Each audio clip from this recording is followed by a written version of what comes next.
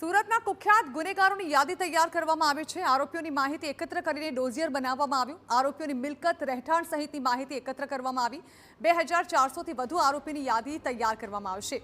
30 વર્ષમાં દેશ વિરોધી પ્રવૃત્તિઓમાં પકડાયેલા આરોપીઓની યાદી તૈયાર કરાશે, જેમાં 700 લોકોની માહિતી લેવાઈ છે અને 2 દિવસમાં તેની પૂર્ણ થશે કામગીરી। વોન્ટેડ આરોપીઓના ફોટો AI ડેટાબેઝમાં અપલોડ કરવામાં આવ્યા છે।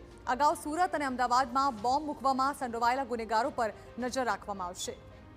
તો 30 વર્ષમાં બનાવટી ચલણી note, explosive act, terror act, NDPS act અને ઓઇલ ચોરીના આરોપીઓની માહિતી એકત્ર કરાઈ છે।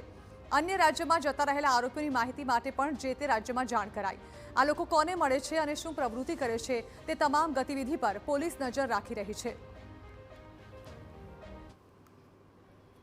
જેટલા લોકો છેલ્લા 30 વર્ષમાં પકડાયા છે એની પૂરી એક માહિતી રેડી કરીને એના ડોઝિયર બનાવવાના।